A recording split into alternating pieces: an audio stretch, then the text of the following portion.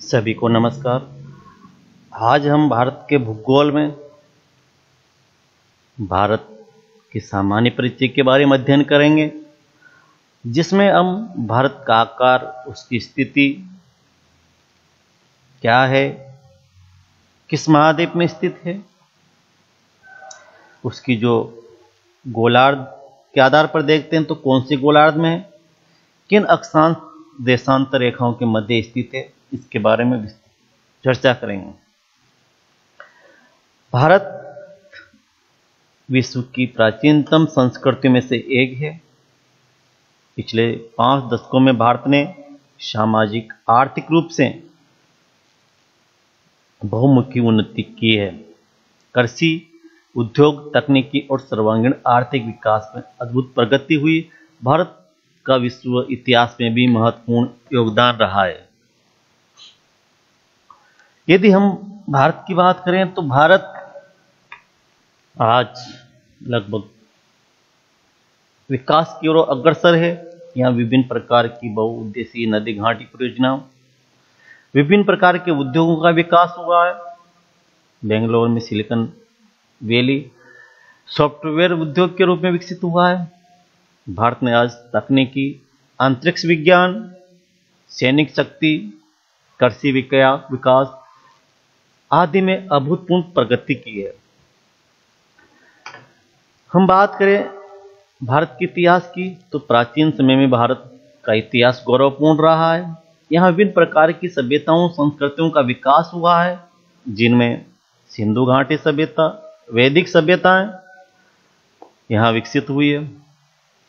यदि हम भारत की बात करें, यदि हम इस मानचित्र को देखते हैं तो इस मानचित्र में हमें जो भारत की स्थिति दिखाई देती है वह कुछ अलग प्रकार से हमें दिखाई देती है। एक ग्लोब का मानचित्र है जिसमें हम देख पा रहे हैं कि यह इस मानचित्र में तो भारत की स्थिति हम देख पा रहे हैं। तो इस ग्रीनविच रेखा से जो देशांतर रेखा है, इसके पूर्व में भारत की स्थिति है, अर्थात देशांतर के आधार पर भारत पूर्वी गोलार्ध में है और अक्षांशों के आधार पर देखें तो इस 0 डिग्री भूमध्य रेखा से हम उत्तर में है, अर्थात उत्तरी गोलार्ध में है। और यदि हम इस अक्षांश और देशांतर के आधार पर भारत की स्थिति देखते हैं, दोनों के संदर्भ में देखते हैं, तो भारत हमें उत्तर पूर्वी गोलार्ध में दिखाई देता है। यह उत्तर पूर्वी गोलार्ध में स्थित देश है।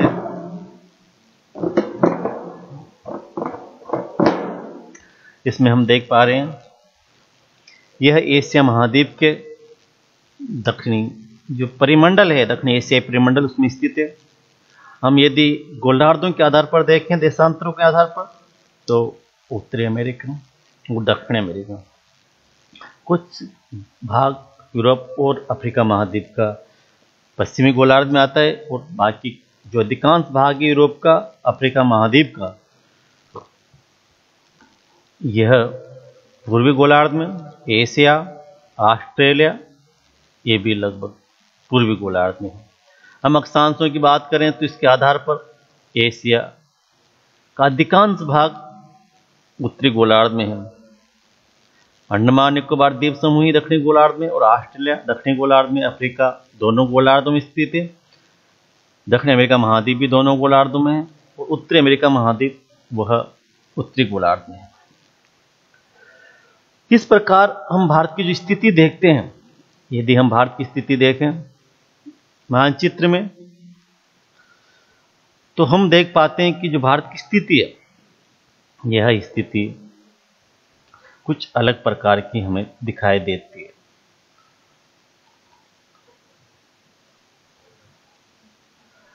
हम बात करें भारत की स्थिति के जो विस्तार है उसके बारे में, तो इसमें हम देख पा रहे हैं कि भारत की स्थिति कुछ अलग प्रकार की हमें दिखाई देती है।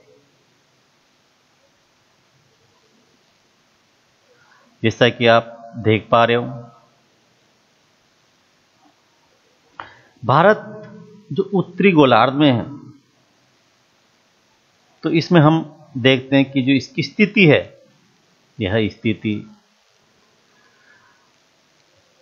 8 डिग्री 4 मिनट उत्तरी अक्षांश से, हम मुख्य भूमि की बात करते हैं तो से लेकर जो कन्याकुमारी अंतरिम तक से लेकर कश्मीर में 37 डिग्री 6 मिनट उत्तरी अक्षांश तक है।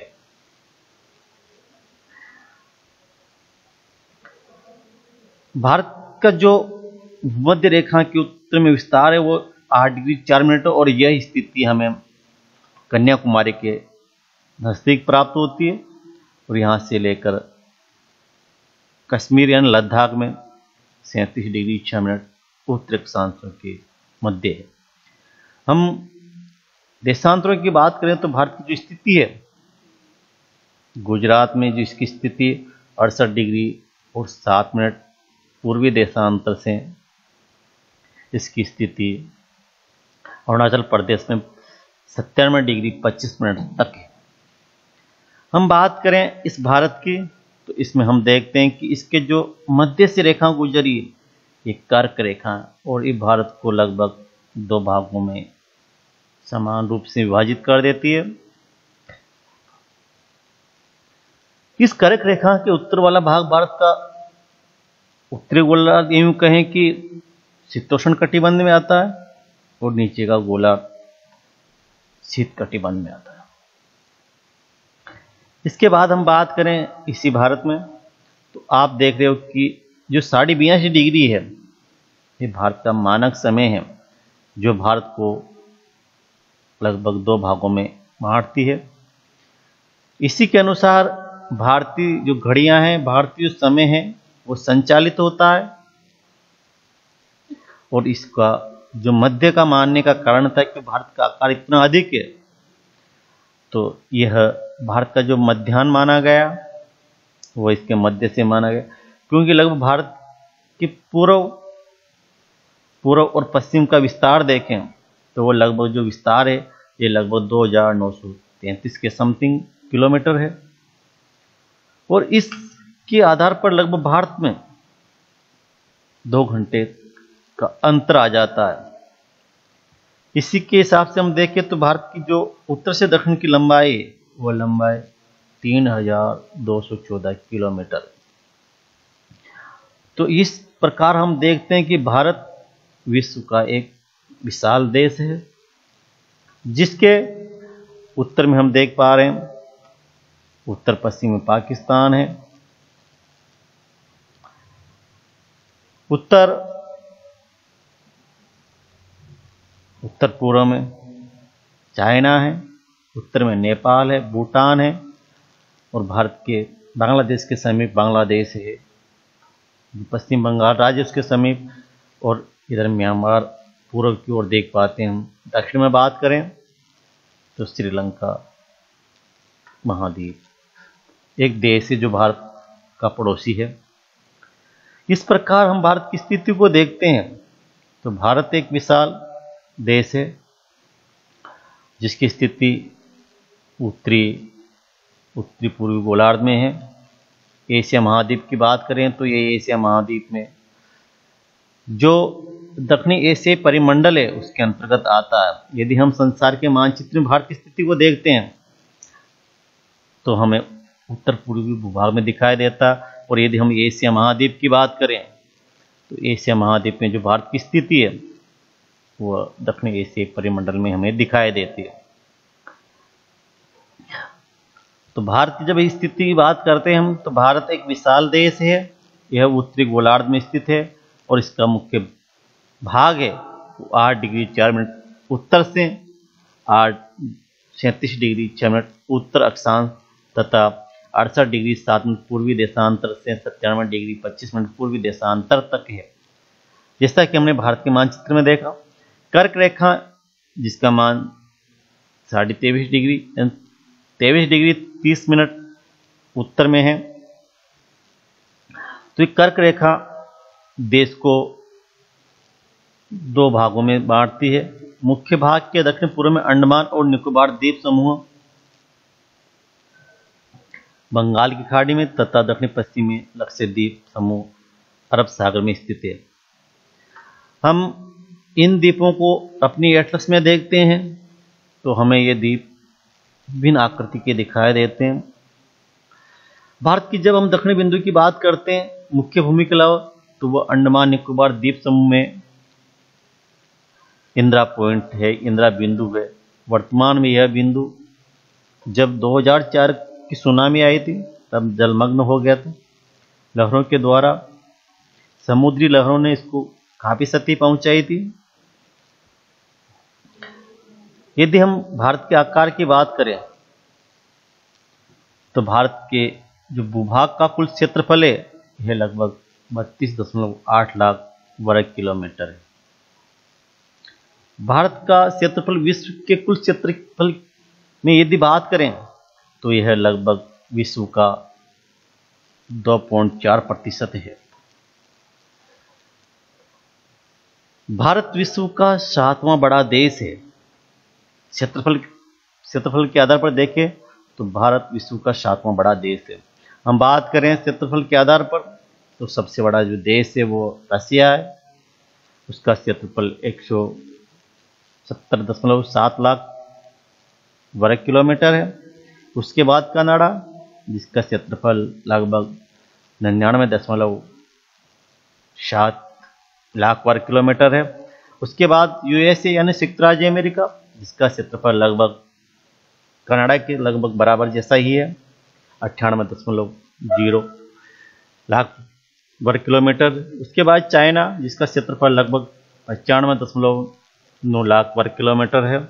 उसके बाद ब्राज़ील जिसका क्षेत्रफल 85.04 वर्ग किलोमीटर है। इसके बाद ऑस्ट्रेलिया जिसका क्षेत्रफल 76.8 लाख वर्ग किलोमीटर और भारत का क्षेत्रफल जो इस आधार पर 7वां देश है, क्षेत्रफल लगभग 32.8 लाख वर्ग किलोमीटर है। तो सबसे पहला नाम आता है रसिया का, नंबर 2 पर कनाडा, 3 संयुक्त राज्य अमेरिका, 4 चाइना, 5 ब्राज़ील, 6 ऑस्ट्रेलिया और 7वां भारत। इस सबसे बड़ा जो देश है संसार के उसमें गिनती होती है। भारत की जो स्थलीय सीमा की बात करते हैं हम, यह लगभग जो संपूर्ण स्थलीय सीमा है भारत की, ये लगभग 15,200 वर्ग किलोमीटर है। यहाँ से लेकर बांग्लादेश में, जहाँ इस देश की बात करें हम जलीय सीमा की, तो जलीय सीमा गुजरात से लेकर पश्चिम बंगाल तक 6100 किलोमीटर है। यदि इन द्वीप समूह की सीमाओं को सम्मिलित कर लिया जाता है तो इसकी सीमा बढ़कर 7,516.5 किलोमीटर हो जाती है। भारत की जो स्थल सीमा रेखा की बात करें तो लगभग 15,200 किलोमीटर है और समुद्र तट रेखा यदि अंडमान निकोबार द्वीप समूह तथा लक्षद्वीप समूह को सम्मिलित कर लिया जाता है तो 7,516.6 किलोमीटर है। भारत की जो मुख्य भूमि की समुद्री सीमाएं, जलीय सीमाएं, यह 6100 किलोमीटर है, 6,100 किलोमीटर है और द्वीप समूह से यह 7,516.6 किलोमीटर है। हम बात करते हैं भारत की, तो भारत के उत्तर पश्चिम, उत्तर तथा उत्तर पूर्वी सीमा पर नवीन वलित पर्वत है। इसके दक्षिण का जो भाग है, भूभाग है, उत्तर में चौड़ा है और 22 डिग्री जो उत्तरी अक्षांश रेखा से हिंद महासागर की ओर सकरा होता गया। यानी वो कह सकते हैं कि जो दक्षिणी प्रायद्वीपीय भूभाग है ये सकरा है। इसके पश्चिम में अरब सागर तथा पूर्व में बंगाल की खाड़ी स्थित है। और भारत की हम बात करते हैं जब अक्षांश और देशांतरों के विस्तार की, जब हमने बात की थी कि भारत का जो विस्तार है अक्षांश वह 8 डिग्री 4 मिनट से लेकर 37 डिग्री 6 मिनट उत्तरी अक्षांश तक लगभग 30 डिग्री देशांतरों के समथिंग इसका 29, वैसे तो 29 डिग्री और 2 मिनट आता है, तो बात हम सामान्य मान के चलते हैं कि यह जो देशांतरीय और अक्षांशीय विस्तार है ये लगभग 30 डिग्री में है। हम जैसे बात कर रहे थे जब भारत का पूर्वी देशांतर था, ये लगभग 68 डिग्री 6 मिनट पूर्व से लेकर 97 डिग्री 25 लगभग 30 डिग्री देशांतरों के मध्य हमें मिलता है। परंतु फिर भी पूर्व पश्चिम का विस्तार उत्तर दक्षिण के विस्तार की अपेक्षा हमें कम प्रतीत होता है। गुजरात से अरुणाचल प्रदेश के स्थानीय समय में लगभग 2 घंटे का अंतर है। अतः इस समस्या से बचने के लिए भारत को जो मानक समय रेखा मानी गई है उससे 82 डिग्री 30 मिनट पूर्वी देशांतर रेखाओं को भारत का मानक या यमंत्र माना गया, जो कि उत्तर प्रदेश में मिर्जापुर से गुजरता है।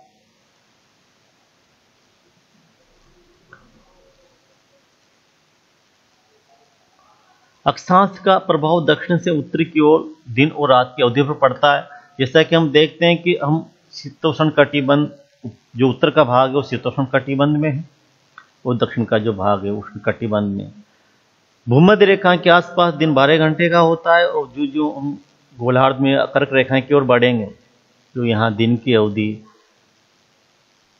समय के अनुसार परिवर्तित होती रहती है। जैसे 22 दिसंबर को सबसे छोटा दिन होता है और 21 जून को सबसे बड़ा दिन होता है। हम बात करें इसके बाद भारत तथा विश्व की, जैसा कि हम देखा कि भारतीय भूखंड एशिया महाद्वीप के पूर्व और पश्चिम के मध्य में स्थित है। भारतीय भूभाग एशिया महाद्वीप का दक्षिणी विस्तार है। हिंद महासागर जो कि पश्चिमी यूरोपीय देशों और पूर्वी एशियाई देशों को मिलाता है, भारत को एक केंद्र स्थिति प्रदान करता है, जैसा कि हम मानचित्र में देख पाते हैं। दक्षिण का पठार हिंद महासागर में शीर्षवत फैला है, उत्तर में फैला है और पश्चिमी एशिया, अफ्रीका और यूरोप के देशों के साथ साथ पूर्वी एशिया के देशों से भी पूर्वी तट के माध्यम से निकटतम संबंध बनाए हुए हैं। हिंद महासागर में किसी भी देश की तटीय सीमा भारत जैसी नहीं है।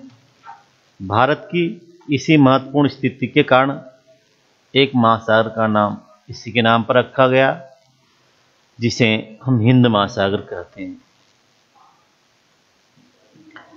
इसके बाद हम बात करते हैं, जैसा कि हम बात कर रहे थे कि भारत की जो स्थिति है ये केंद्रीय स्थिति जैसी है। हम बात करें एशिया महाद्वीप की, अफ्रीका महाद्वीप, अधिकांश जो भी जल मार्ग, वायु मार्ग भारत से होकर गुजरते हैं। स्वेज नहर के बन जाने के कारण भारत यूरोपीय देशों के अत्यधिक निकट आ गया है, क्योंकि अब जो भी जहाज है जिसे ऑस्ट्रेलिया की ओर आना होता था, पहले वो अफ्रीका महाद्वीप का चक्कर लगाते हुए आता था, लेकिन अब भूमध्य सागर से सीधा लाल सागर की ओर और उसके बाद हिंद महासागर में भारत की तरफ होता हुआ ये आता है। और इस स्वेज नहर ने भारत को केंद्र स्थिति में ला दिया है। व्यापार की दृष्टि से तो इसके बाद हम देखते हैं कि भारत का विश्व के देशों के साथ संपर्क युगों पुराना है, परंतु यह संबंध समुद्री जल मार्ग की अपेक्षा भूभागों से होकर था। भारत में जो प्राचीन जो व्यापार होता था वह स्थलीय भागों से होता था, लेकिन अब हम देखते हैं कि अब जलीय भागों से भी व्यापार होता है। उत्तर पर्वत के दर्रों से अनेक यात्री प्राचीन काल में भारत आए, जबकि समुद्री मार्ग बहुत समय तक ज्ञात नहीं थे। इन मार्गों से प्राचीन समय से विचारों और वस्तुओं का आदान प्रदान होता रहा है। भारत का पश्चिम, मध्य और पूर्वी एशिया तथा दक्षिण एशिया के पड़ोसी देशों के साथ एक अद्भुत संपर्क रहा है, चाहे वो धर्म के रूप में, व्यापार के रूप में देखें या सांस्कृतिक संबंधों के रूप में देखें।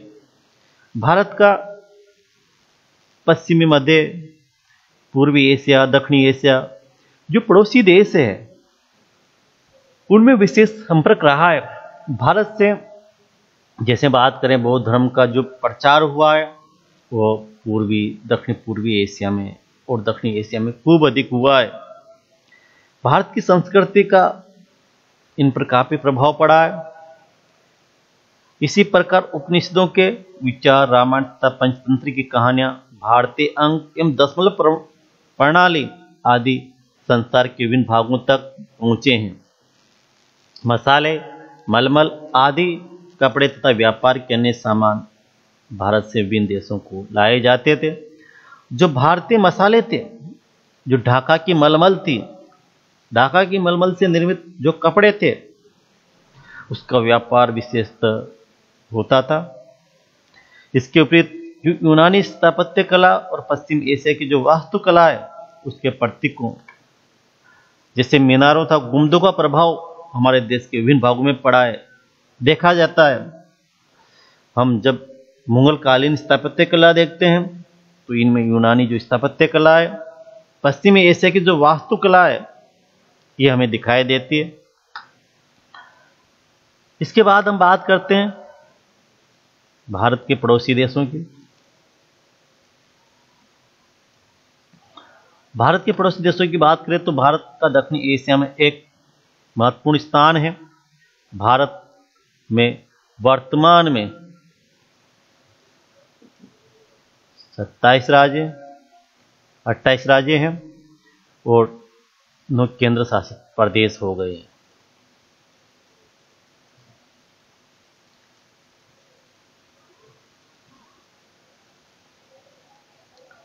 बात करें भारत की, तो भारत की जो पड़ोसी देश है, भारत की भूमि की सीमाएं उत्तर पश्चिम में पाकिस्तान और अफगानिस्तान के साथ, उत्तर में चीन, नेपाल, भूटान के साथ, पूर्व में म्यांमार व बांग्लादेश के साथ लगती है। बात करें हम जो भारत का मानचित्र हम देख पा रहे हैं, तो इसमें हम देखते हैं कि भारत की जो सीमाएं हम से उत्तर पश्चिम की बात की तो पाकिस्तान के साथ, अफगानिस्तान के साथ, उत्तर की बात करें चीन, नेपाल, भूटान के साथ लगती है। पूर्व में यह म्यांमार और बांग्लादेश के साथ सीमा बना, इसकी स्थलीय सीमा को स्पर्श करने वाले देश हैं, पड़ोसी देश हैं। जबकि हम यदि अरब सागर में देखें तो श्रीलंका इसका एक पड़ोसी देश है। हिंद महासागर की बात करें हम तो हिंद महासागर में श्रीलंका इसका पड़ोसी देश है और मालदीव भी भारत का एक पड़ोसी देश है, समुद्री पड़ोसी देश है। भारत का जो अंडमान निकोबार द्वीप समूह है, यह इंडोनेशिया के समीप स्थित है। भारत जो नीचे का हिस्सा है, भारत का जो दक्षिणी हिस्सा है, ये प्रायद्वीपीय जो भारत है, ये 3 ओर से सागर से घिरा हुआ है। पूर्व में बंगाल की खाड़ी, पश्चिम में अरब सागर और दक्षिण में हिंद महासागर। भारत की यदि हम बात करें राजनीतिक दृष्टि से तो भारत वर्तमान में 27 राज्यों में 28 राज्यों में है। आंध्र प्रदेश को विभाजित करके 2 राज्य बना दिए गए हैं, तेलंगाना और आंध्र प्रदेश। इसके अलावा जम्मू कश्मीर जो राज्य था, उसको विभाजित करके वर्तमान में केंद्र शासित प्रदेश बना दिया है। अब यहाँ पर भी हम 2 यूटी देखते हैं, केंद्र शासित प्रदेश देखते हैं, लद्दाख और जम्मू कश्मीर। इस प्रकार वर्तमान में भारत में 28 राज्य और 9 केंद्र शासित प्रदेश है। हम बात करें भारत की सामान्य जानकारी की, तो जैसा कि हमने देखा कि भारत की स्थिति क्या है, कौन कौन सी पड़ोसी देश है, किन किन सागरों से स्पर्श होता है आदि। इसके बाद इससे संबंधित महत्वपूर्ण प्रश्न हम देखते हैं, तो इसमें हम क्वेश्चन देखते हैं जैसे कि कर्क रेखा है किस राज्य से होकर नहीं गुजरती। जब आप मानचित्र को देखोगे तो इसका जो उत्तर आप आसानी से दे पाओगे। भारत का सबसे पूर्वी देशांतर कौन सा है, जैसा हमने मानचित्र में देखा, उत्तराखंड, उत्तर प्रदेश, बिहार, पश्चिम बंगाल और सिक्किम की सीमाएं किस देश से छूती है, लगती है, ये भी हम मानचित्र देखते हैं तो पता लग जाती है।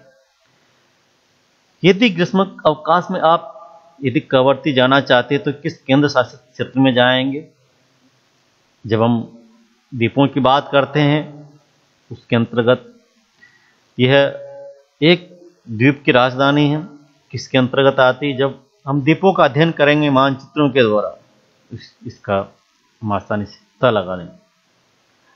इसके बाद क्वेश्चन आता है कि जैसे ऐसे देश के निवासी है, मेरे मित्र एक ऐसे देश के निवासी जिस देश की सीमा भारत के साथ नहीं लगती, बताइए इनमें से कौन सा देश है जो भारत का पड़ोसी देश नहीं, जिसका सीमा पाकिस्तान के साथ नहीं लगती।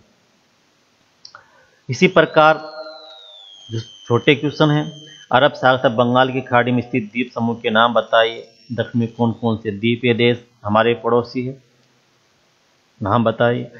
उन देशों के नाम बताए जो क्षेत्रफल में भारत से बड़े, जैसा कि हमने अभी डायग्राम में देखे थे। हमारे उत्तर पश्चिमी, उत्तरी तथा उत्तर पूर्वी पड़ोसी देशों के नाम बताए। भारत में किन किन राज्यों से कर्क रेखा होकर गुजरती है, उनके नाम भी आपको बताने। सूर्योदय अरुणाचल प्रदेश के पूर्वी भाग में गुजरात के पश्चिम भाग के अपेक्षा 2 घंटे पहले क्यों होता है, जबकि दोनों राज्यों में घड़ी एक ही समय दर्शाती है, स्पष्ट कीजिए। इसी प्रकार अगला क्वेश्चन है, हिंद महासागर में भारत की केंद्र स्थिति से इसे किस प्रकार का लाभ प्राप्त हुआ है, इसके बारे में भी आप। धन्यवाद।